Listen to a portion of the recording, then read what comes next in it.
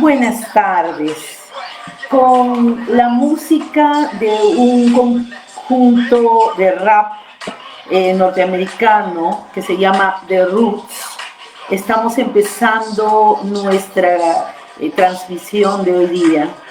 The Roots es un conjunto de hip hop eh, conformado por afrodescendientes originarios de Filadelfia que hicieron la banda sonora para una película que se llama Things Fall Apart, producida en 1999. La canción que estamos escuchando es The Movement y tiene que ver con lo que voy a conversar en esta ocasión. Eh, bueno, como ustedes saben, yo me presento todos los viernes a las 5 de la tarde y durante una hora estoy conversando o haciendo una charla con ustedes respecto a cuestiones importantes de educación y de literatura, que son los aspectos y temas que a mí me interesan. Quiero agradecerles a quienes se han conectado a la transmisión en vivo que veo aquí y esta es la 15ª transmisión, la 15ª charla. Muchas gracias también a las personas que tienen a bien ver nuestra transmisión por YouTube y en las redes sociales, ¿no? Mi nombre, para los que se conectan por primera vez, es Violeta Fonseca y les doy la bienvenida a nuestra charla de los viernes a las 5 de la tarde. A un espacio que en esta ocasión hemos denominado literatura de pandemia. En un principio hablé de algunos libros acerca que tomaban temas de pandemia y luego esto fue migrando hacia otros libros que me parecen interesantes, que no son tan conocidos en nuestro medio, que no circulan tanto, pero que sin embargo forman parte de la literatura universal y también forman parte de la lista de libros que pueden leer los alumnos del bachillerato internacional, sea en literatura, en español, en francés, en inglés, dependiendo de lo que están leyendo. Van a leer libros en idioma original, si están haciendo inglés, en idioma original inglés, no traducidos, y si están haciendo español pueden leer libros traducidos y podrían leer este libro también, que es una traducción realmente, y así es lo mismo con el francés, ¿no? Yo leí con un alumno Bodas de Sangre en inglés, porque era su libro traducido, el que él había escogido de una lista bastante larga que el Bachillerato Internacional pone. En esa lista están estos dos libros que me han impactado siempre mucho, el que leí la semana pasada y el de esta semana. Este espacio fue creado con el auspicio de Asesoría Educativa, a la que nosotros llamamos AE, que es la empresa que nosotros fundamos como familia y que yo dirijo como directora académica, y que es, digamos, la razón de nuestras vidas en el sentido de la creación de algo propio, ¿no? Somos muy felices trabajando para asesoría educativa y aún en tiempo de pandemia, cuando muchos negocios han tenido casi cero, nosotros no podemos quejarnos, tenemos público y tenemos clientes y les agradecemos de todo corazón confiar en nosotros. ¿Por qué nosotros hemos querido tener este encuentro. Era para generar de alguna manera una atmósfera diferente en el día viernes. Si no fuera por la pandemia, los viernes todos estaríamos interesados en terminar de trabajar y tal vez hacer algo por la noche, salir, visitar a los amigos y reunirnos en algún lugar. Aspectos que no se pueden cumplir ahora y que nos obligan a pensar en otras cosas. Por lo tanto, a las 5 de la tarde yo me encuentro con ustedes, yo me siento que he salido de mi rutina y espero que esa misma sensación la tengan ustedes. Los libros a mí me han hecho viajar, siempre. Y en algunos aspectos yo he podido cumplir los viajes que los libros me han planteado. Todavía me faltan algunos, obviamente, pero ha habido un contacto entre otra de mis pasiones, que es viajar, y la literatura, que siempre he deseado que sea mayor, digamos, ¿no? Si yo voy a una ciudad, siempre tengo algún libro que me lleva por alguna calle de la ciudad y que me hace encontrarme con circunstancias que entiendo yo que se fueron puestas en la literatura, sea como realidad, si es historia, o como ficción, si es una novela o algo así. Así que durante este tiempo yo los invito a que viajemos a través de la literatura. También quiero agradecer no solamente a mi esposo, que es el que hace la producción, la pauta y me dirige y me pone mis pies en la tierra también para que siga la línea de lo que estoy haciendo y no me vaya por el camino de los cuentos diferentes, es decir, que pueda seguir lo que he planteado al principio, y también a la persona que busca que mi aspecto sea diferente para el día de hoy, ¿no? Obviamente con la pandemia todos hemos olvidado el maquillaje y los peinados, y mi hija Sofía es la que me peina y me maquilla, y me maquilla, ahora me lo dijo, con unos productos que son cruelty free, es decir, que no son examinados en animales, no hay crueldad en lo que hace. Ella es una bióloga y por lo tanto también es una profesora, pero por lo tanto tiene mucho conocimiento de estas cosas. Las había escuchado, pero nunca sabía que las estaba usando. Así que gracias por toda la ayuda que me dan entre ella y mi nieta, que es la hija de mi otra hija, para que yo luzca considerablemente mejor en estas grabaciones y en estas producciones en vivo que estamos haciendo. Bueno, voy a entrar en el punto del trabajo que he hecho, y yo quiero hacer esta vez una conexión con la novela anterior. La novela anterior se llamaba El corazón de las tinieblas y constituye una novela en clave sobre la colonización europea de África. Joseph Conrad, su escritor, recreó sus peripecias. Él había viajado por el río Congo, cambiando nombres y detalles geográficos, pero sin ocultar su repulsa hacia ciertas actividades del Estado Libre del Congo. El autor adjudicó a varios personajes una nacionalidad distinta, pero responsabilizó a los europeos de lo ocurrido en África en el tiempo entre 1885, que fue el reparto de África, y la Primera Guerra Mundial. Así que los personajes tienen cierta alegoría.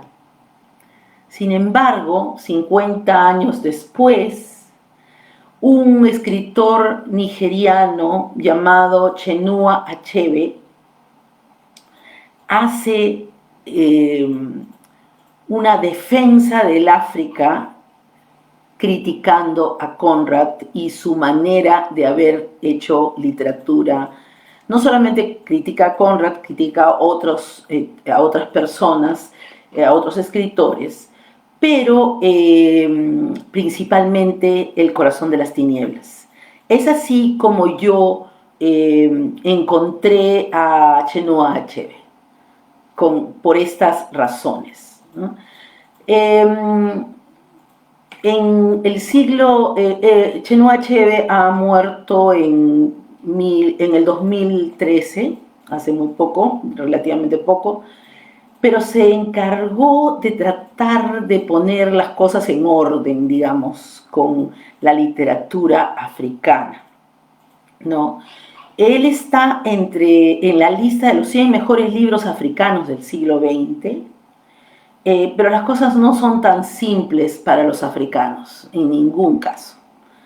Y con motivo de la recepción de un premio otorgado por los libreros en Alemania en 1977, él quiere hacer un agradecimiento a este premio que se llama el Premio de la Paz, realmente, y explica que en realidad él es un antropólogo y que comenzó a escribir en 1958 porque tenía una necesidad moral de escribir algo opuesto a la visión del hombre blanco en África.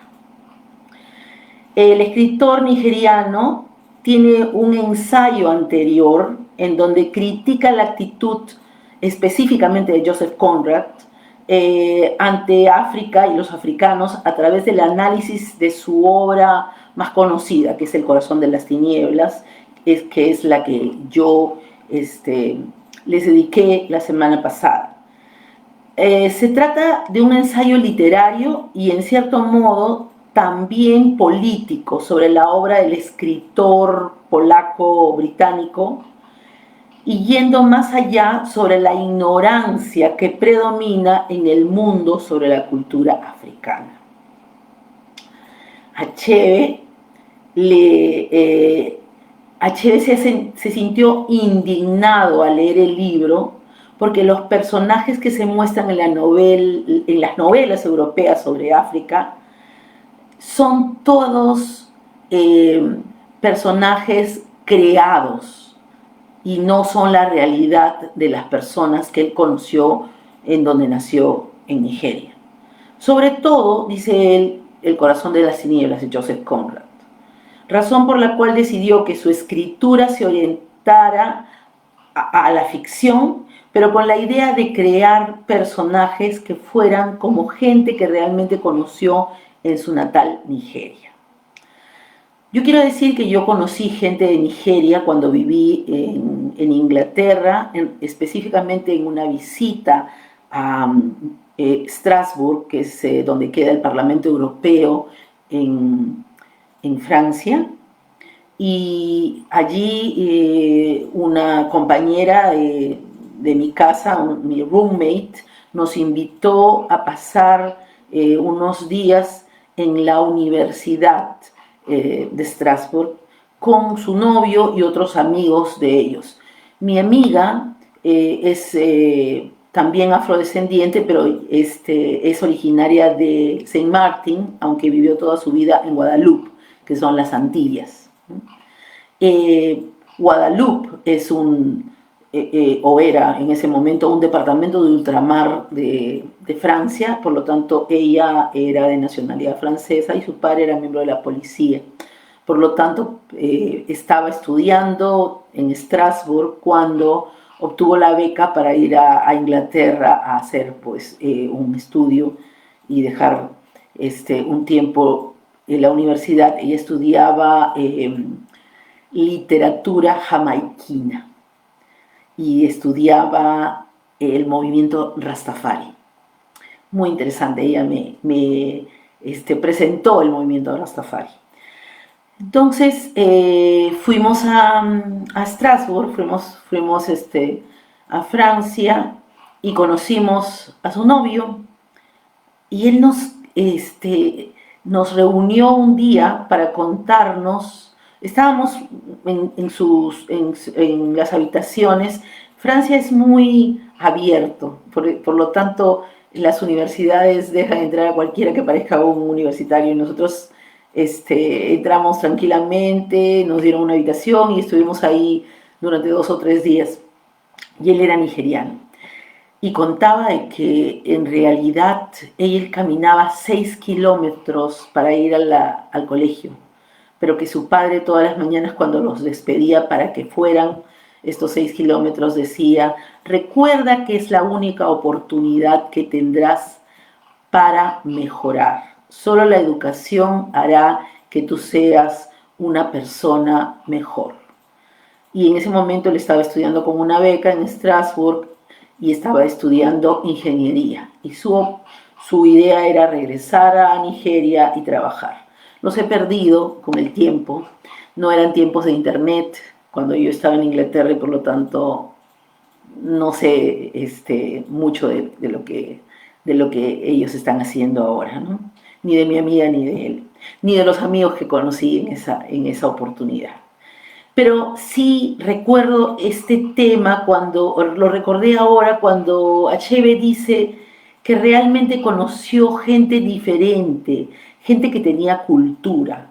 Achebe explicó que las personas sobre las que escribe Conrad no emplean un inglés propio de las personas trabajadoras, por ejemplo, sino que a menudo son grandes maestros de su propio idioma y han tenido que hallar un inglés equivalente a la dignidad y el peso de la lengua, porque Conrad no es originalmente angloparlante. Un golpe, touché, realmente, ¿no?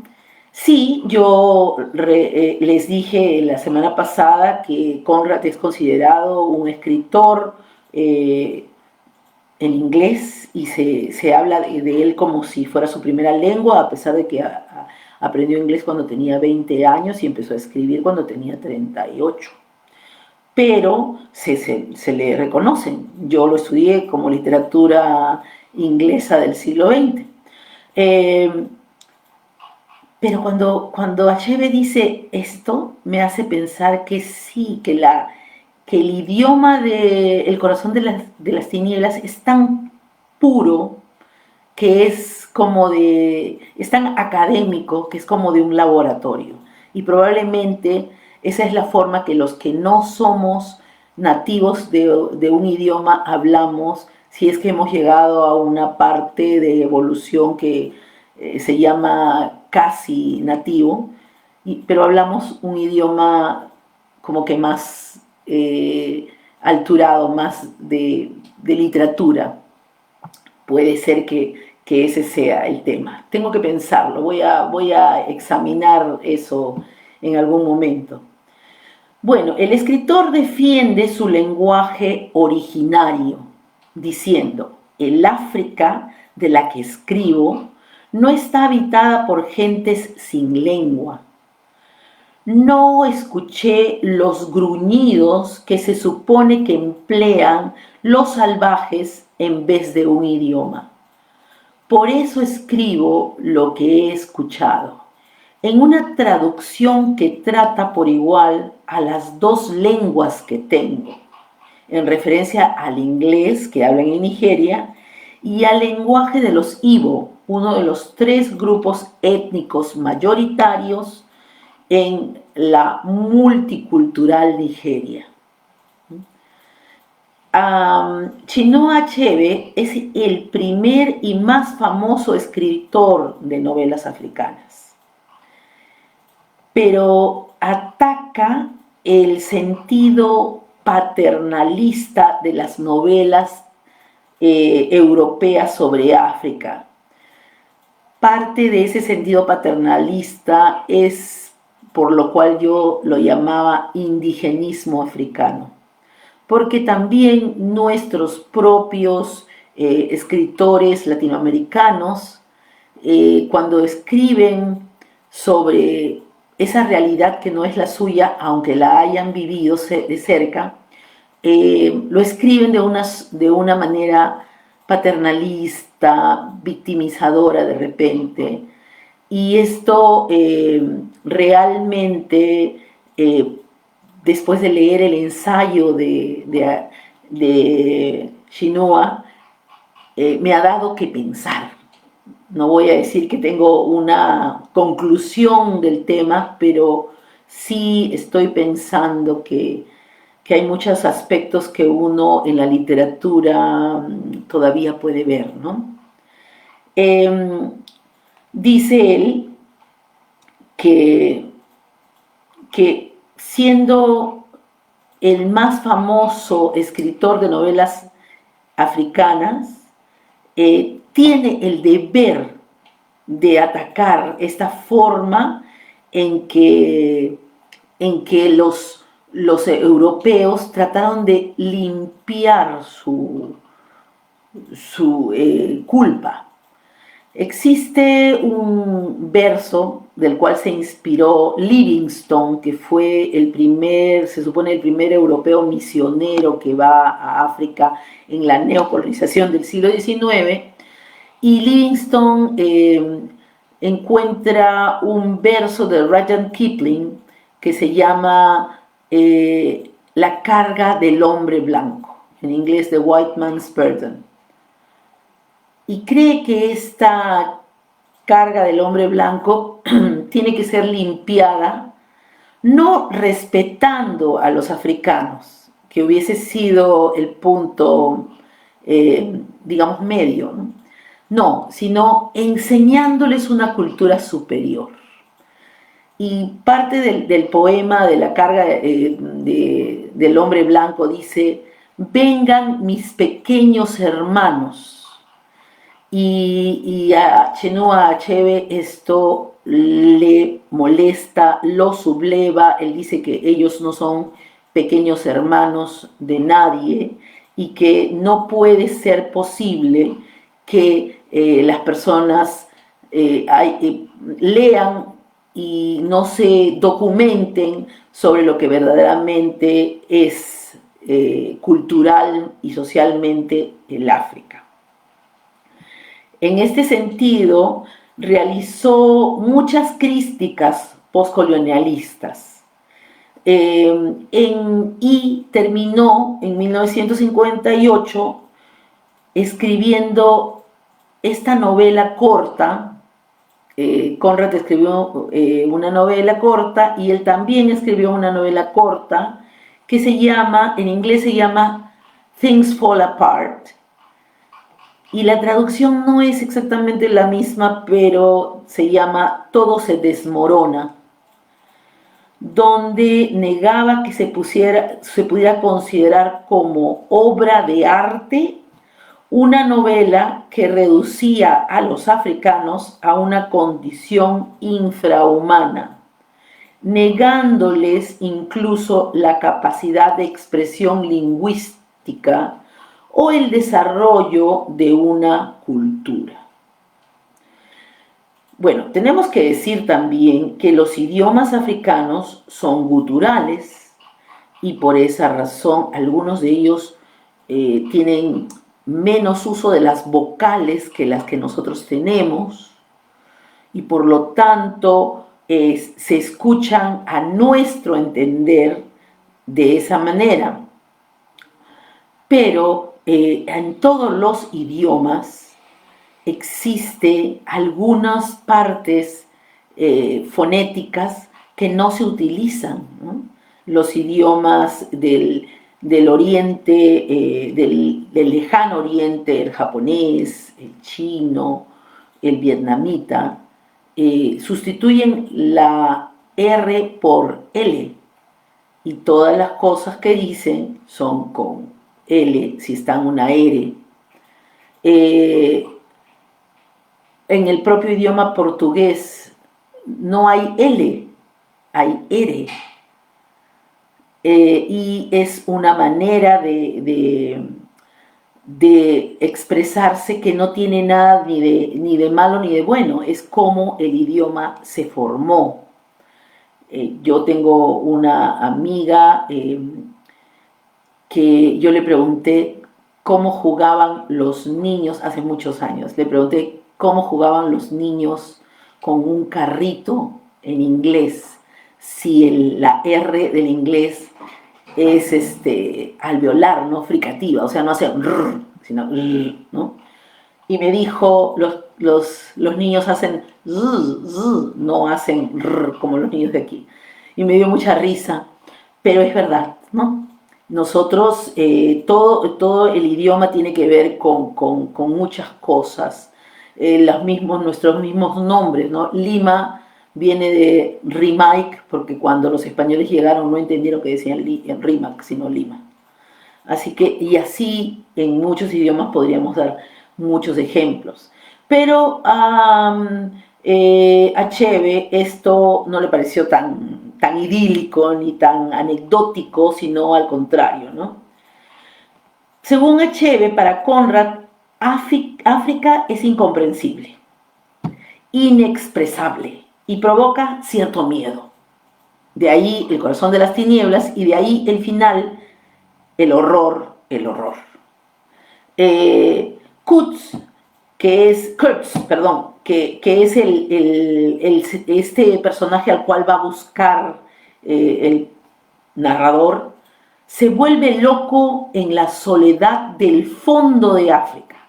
En inglés se dice deepest, darkest Africa, que quiere decir el fondo más oscuro del África.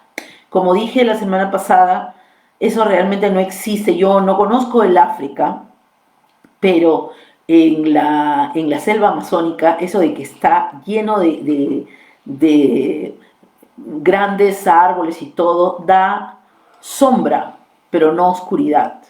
No hay esa idea, ¿no?, de la oscuridad.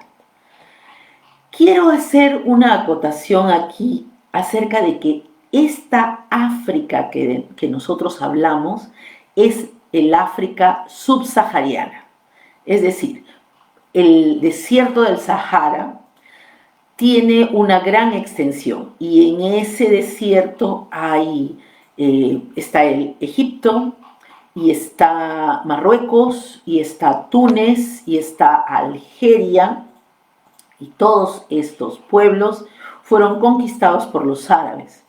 Y la cultura que prevalece en esos lugares es la cultura árabe. Debajo de esto está la línea subsahariana y comienza el África verde, es decir, la selva. Y esa selva es la que en realidad ha sido más difícil de conquistar y muy, muy fácil de explotar por los europeos, sobre todo, ¿no?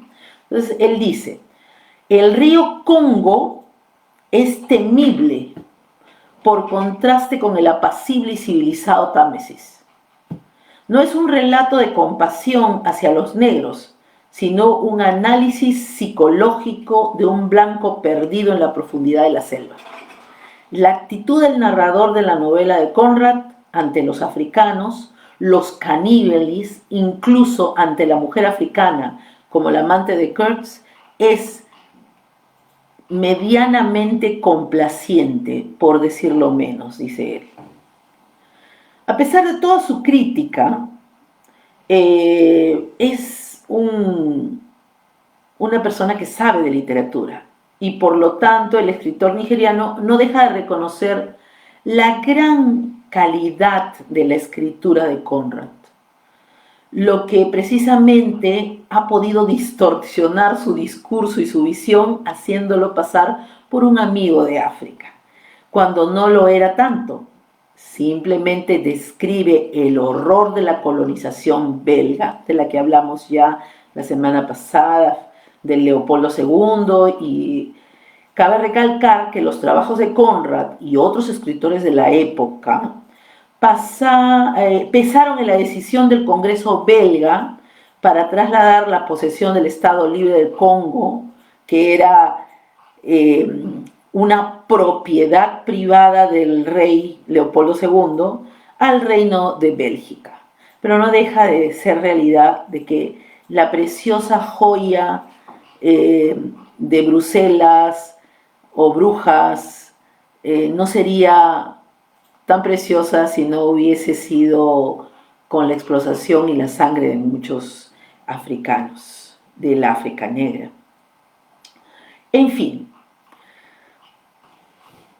después de haber hecho una crítica y haber hablado mucho sobre el tema, Achebe decide que no hay otra manera que demostrar que escribir una novela.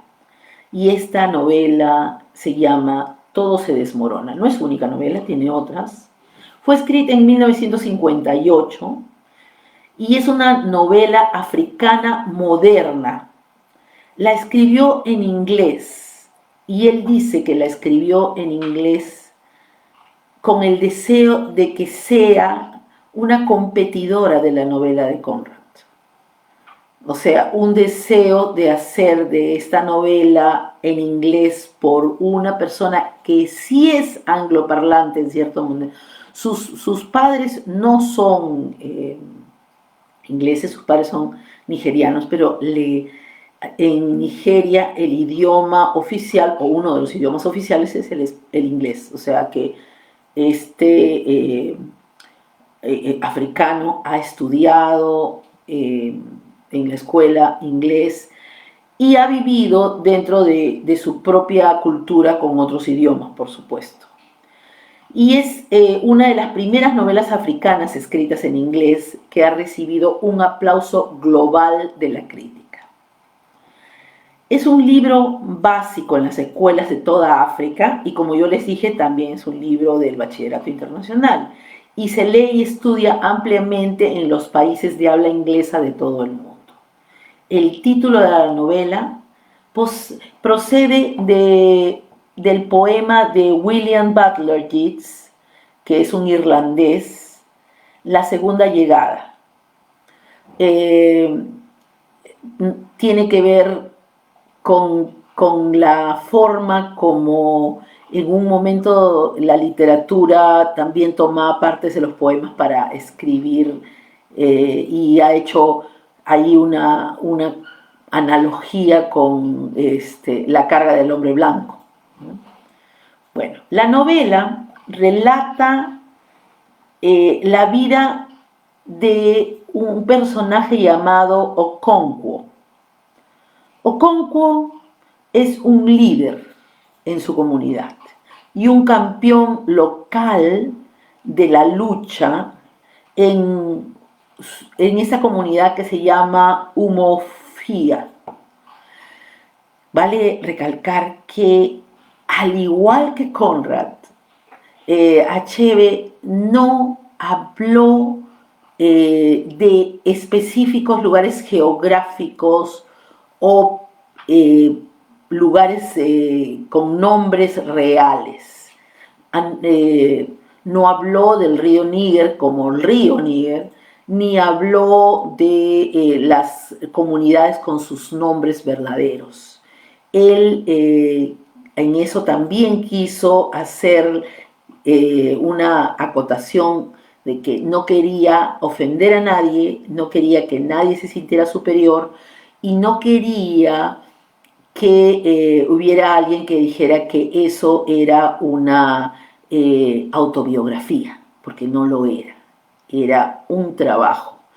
Y él mismo dijo que el trabajo que él hizo se le fue de las manos al final.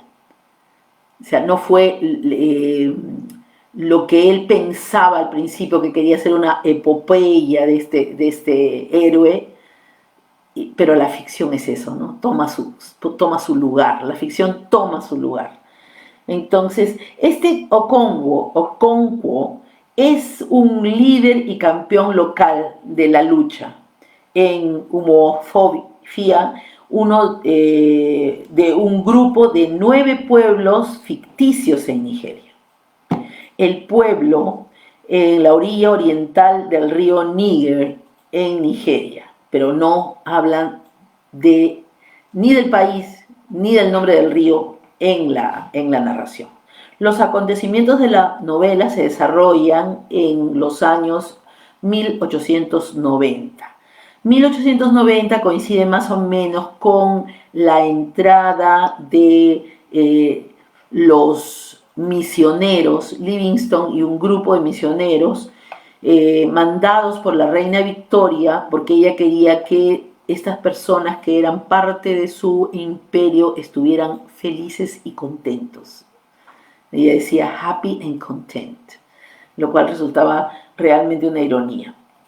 Y manda a unos religiosos para que pudieran acomodar lo que habían hecho los que anteriormente habían ido ahí, los aventureros, los que querían traficar marfil y todo esto, ¿no? En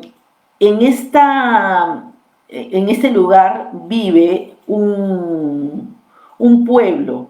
El pueblo se llama un pueblo Ibo. Ibo sí es que en otros momentos se le dice Igbo. Es una etnia que existe. Entonces, este pueblo Ibo habla el idioma, uno de los 3 idiomas también que se hablan, y viven juntos en grupos de pueblos independientes gobernados por ancianos que se han ganado el respeto porque son personas que con el tiempo han hecho mucho bien a la comunidad. Okonkwo, que es la persona, el héroe, el protagonista, tiene el deseo de ser persona que se convierte en un anciano líder, y por esa razón es que está siempre tratando de ser el mejor. Él es muy, muy consciente de esta realidad de ser el mejor, ¿no? Entonces la historia se centra en este personaje y su familia, las costumbres y la sociedad de los pueblos Ibo y la influencia del colonialismo británico, no la explotación, sino los misioneros cristianos en la comunidad de Ibo desde 1890, ¿no? Por ejemplo, los misioneros tenían una consigna: los africanos vestían poca ropa, y los misioneros, si ven las fotos, en verdad da un poco de risa, porque las señoras, porque los misioneros iban con sus esposas y todo lo demás, estaban tan vestidas con manga larga, las pobres deben haber sudado terriblemente en el África, así vestidas como estaban, ¿no?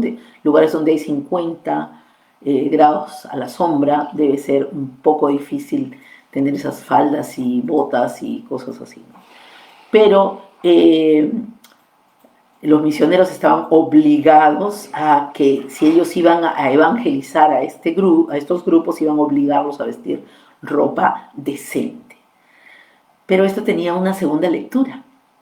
La ropa decente se la tenían que comprar a Inglaterra, que era la que producía el algodón. Por lo tanto, eso era la influencia también del colonialismo, ¿no? Encontrar nuevos lugares, no solamente para sembrar algodón y poder producir, sino también para tener dónde mandar la ropa que ya no se podía vender en Inglaterra.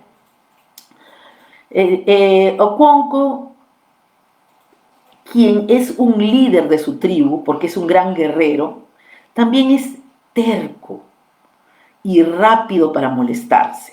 No se le puede hablar mal porque se molesta, y como es tan fuerte puede hacer cosas malas.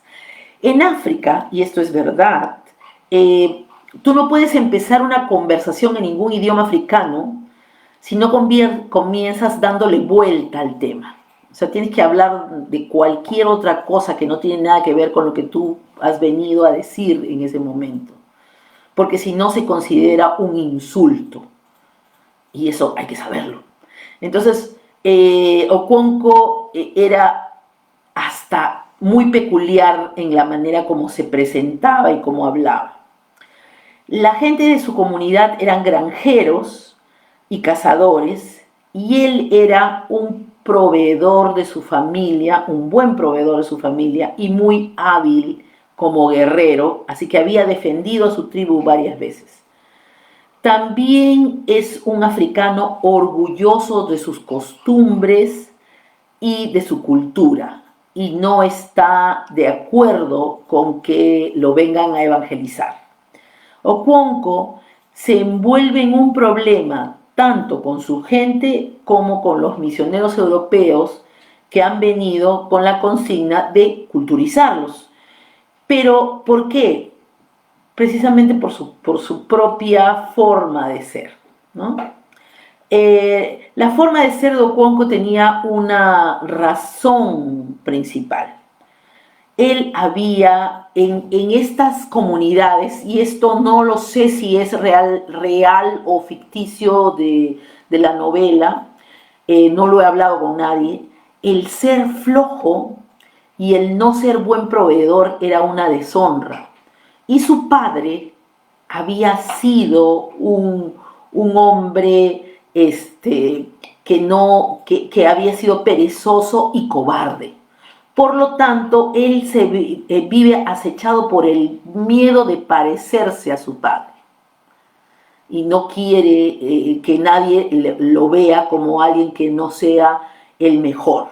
Por eso Okonkwo se esmera durante toda su vida para ser el extremo opuesto de su padre, ya que desde joven construye su hogar y su reputación impecable en la comunidad.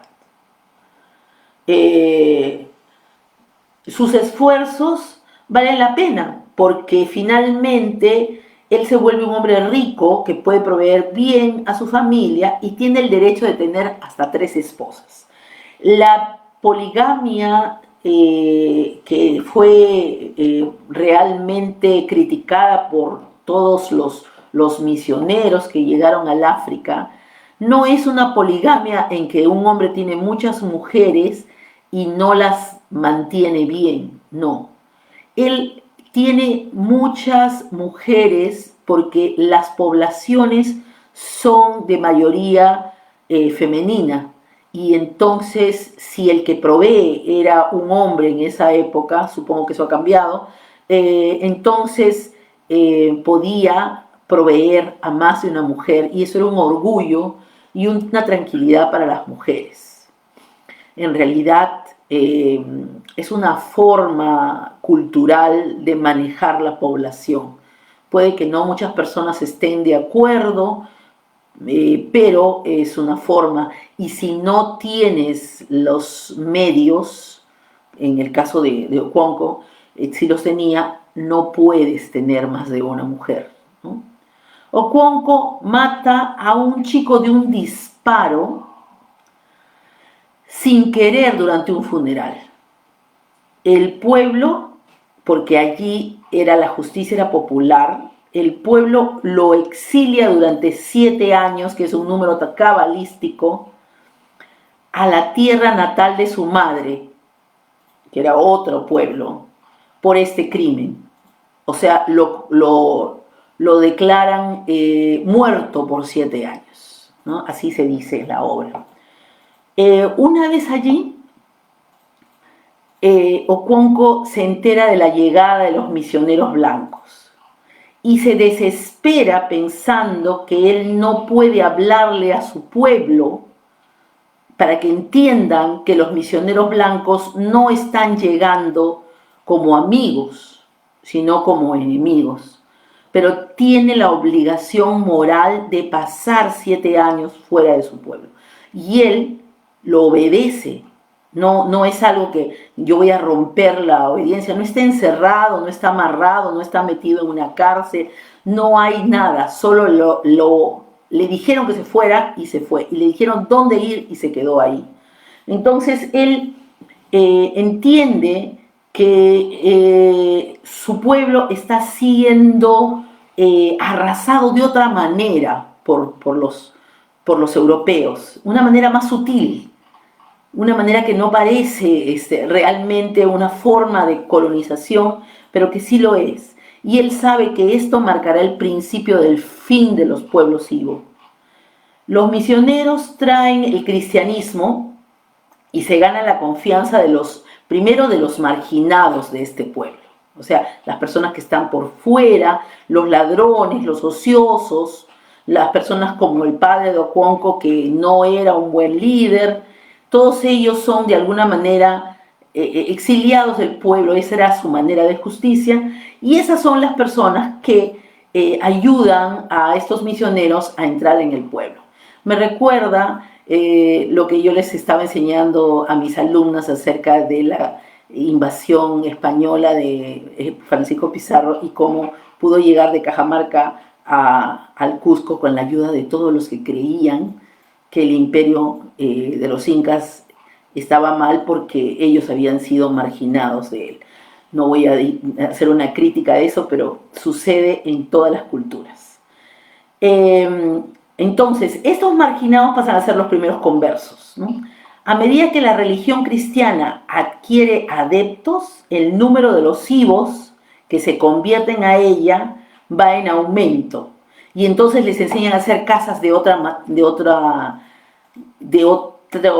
material, les enseñan a ir a lugares diferentes, a no cazar, a esperar comprar la comida de los europeos. Y cuando Okonkwo cumple su condena de 7 años y se le permite regresar a su pueblo, ve que todo está cambiando, pero lo que le da a él el final, el estiletazo final de su vida, es que su primer hijo y heredero ha sido una de las personas que se ha convertido al cristianismo. Y porque se ha convertido al cristianismo, ya no come la comida del pueblo, ya no vive en las viviendas que preparan ellos mismos, ya no tiene la intención de salir a cazar, está vestido como los europeos, y esto realmente hace que Okonkwo vea que todo se desmorona. Al final de la novela, los misioneros han cambiado la estructura de la comunidad del pueblo. Esto lleva al choque cultural y social entre el sistema de justicia indígena y el colonial. El comisionado entiende que Okonkwo, que ha vuelto después de 7 años y al cual solamente había escuchado cuentos sobre él, es un líder poderoso y que ya tiene suficiente edad como para convertirse en un anciano y tener, pues, digamos, el liderazgo del pueblo. Y como Okonkwo ve que esto es una mentira, para cuando llega el comisionado al distrito y busca a Okonkwo, se cuelga de un árbol y se suicida. Algo que era impensable en un guerrero. Lo más triste de todo esto es que él dice que finalmente, a pesar de todos sus esfuerzos, ha terminado, igual que su padre, siendo un cobarde y escapando por la vía más rápida. Allí es donde Chinua Achebe dice: yo quería hacer un héroe, pero realmente todas las cosas en África se desmoronan. Entonces, Achebe es el primer escritor africano que corregirá el relato imperialista que había dominado desde el privilegio y el etnocentrismo europeo toda la escena literaria. A pesar del final tan triste, la novela deja muchos mensajes acerca de que el choque cultural eh, se está produciendo y que el África necesitaba tener respeto por sí mismos, ¿no? En lugar de pensar que Europa había, construido una gran epopeya colonialista. No. Achebe deja en ridículo la certeza de que Europa había ganado el África. No es verdad, dice. Achebe se refirió con el título de la novela eh, a todo lo que se desmoronó y se perdió de la cultura africana con la llegada de las potencias europeas. Paradójicamente, leyendo la novela, lo que cae ante nuestros ojos hasta su completo desmoronamiento es la falsa historia que Europa nos había contado de África. En realidad, la historia de África debe ser contada por los africanos y las africanas. La literatura africana negra tiene que ser contada por las personas que la conocen, no por las personas exteriores que la entienden de otra manera. Y yo creo que finalmente el África tiene que salir de este problema tan grande de un desarrollo tardío por sí sola.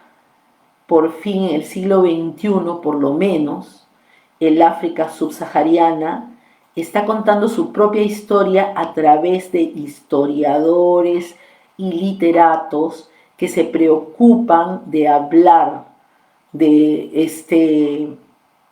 esta realidad que no se parece a ninguna realidad, que es diferente y que nos deja pensando en un mundo que quedó separado del resto del mundo cuando se abrieron los continentes y que por lo tanto tiene las especies más interesantes y la forma de vida más especial que hay.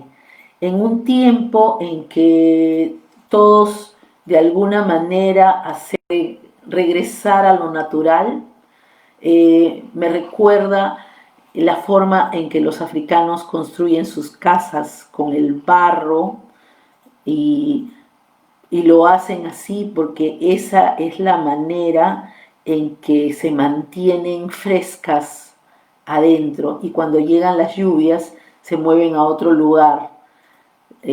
Podría parecer muy primitivo, pero muchas de las personas de los países más desarrollados en este momento están tratando de vivir mínimamente y ser más primitivos. ¿Quién dice que cuando todo se haya desmoronado en el pueblo, en el mundo occidental, los africanos no tengan el lugar especial para salvar el mundo? A propósito, si algunos de ustedes no lo saben, nuestro ancestro primero, por lo menos hasta ahora, eso es lo que se sabe, es africano. Para todos aquellos que tienen algún problema con la discriminación racial, todos hemos salido de un ancestro africano. Bueno, 25.000 millones de años o lo que tú quieras, pero de un ancestro africano. Bueno, esta es la historia de Achebe. Espero que hayan entendido que no es un discurso político de mi parte, sino es simple y sencillamente un trabajo literario que se me puso junto a otro libro que a mí me gustaba. Pero Joseph Conrad, el tema siempre me pareció aterrador, el horror, pero me gustaba mucho su manera de escribir. Achebe me parece igual de aterrador. Y el final también me lleva a decir el horror, el horror. Bueno, quiero anunciarles eh, la próxima cita que tendremos para charlar, que será el viernes 21 de agosto. Voy a cambiar un poco de tema. Voy a hablar acerca de que siempre hay edad para empezar. Justamente hoy día leía en Instagram probablemente que una persona de 82 años ha recibido su doctorado. Y ustedes podrán decir, ¿para qué quiere ser doctor y ha estudiado tanto? Bueno, hay satisfacciones en estudiar también, ¿no? Así que de eso vamos a hablar, un poco del bachillerato internacional, haremos un poco de una resumen de lo que hemos estado haciendo en estas charlas, en nuestra charla número 16, que será la próxima. Me encanta el número 16 a mí. Y es una forma de también agradecerles a ustedes por su constancia al escucharme durante una hora. Podrían encontrar mis videos si los buscan en YouTube como Asesoría Educativa, Especialistas de la Educación. Así es.